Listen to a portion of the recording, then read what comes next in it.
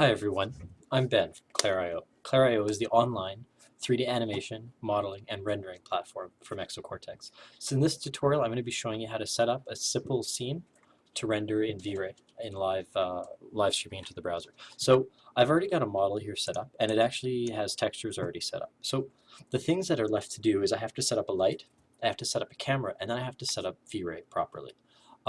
We've actually made this really easy for you by creating an automatic command. You just go to render and you go to render presets. You select your objects like I've selected the shoulders of this mesh and then go full VRay setup.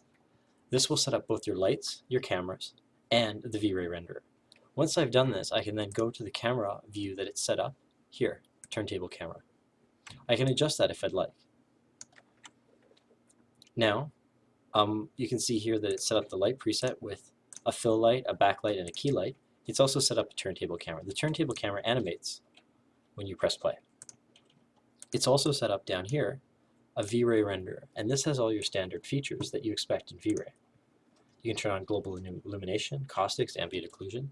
We also support multiple different passes. In this case, there's only one pass, the default pass, and we set up the turntable camera as the camera, and we set up VRay as the renderer.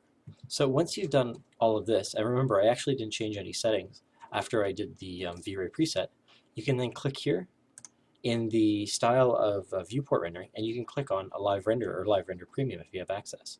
When you do that, it will automatically start VRay in the cloud, and it will start streaming in those results. It can take a couple seconds to get going the first time. And there we go. So in this case, I have VRay set on standard. And this means it's going to do two passes. It's going to first do a global illumination pass, which is finishing right now.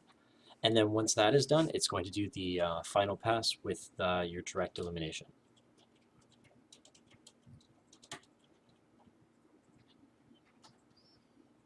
And in this case, we're running VRay on a 40-core machine, so you should see pretty good performance with this.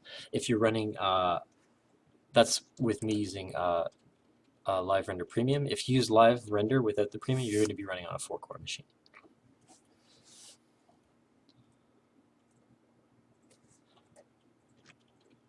And there we go. There's the finished render with car paint material on the shoulders and metallic, slightly shiny material on the rest. If you want to change things, you can easily just go into the material and then start changing them. So here I've changed it to red. The render will automatically restart. And here we have the global illumination pass again with the red.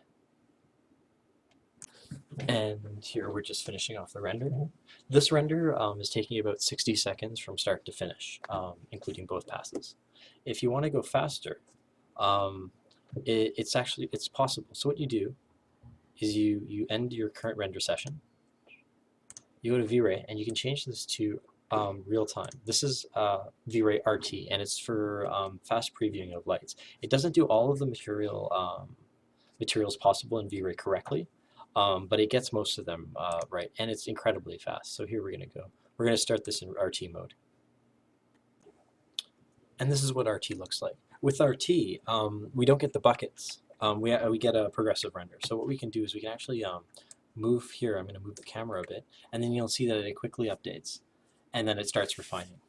So in this case, your full render takes about 4 or 5 seconds as opposed to the 45 to a min seconds in the other production render. But you'll see that the quality is low. We don't get quite the vivid reflections we do on the character.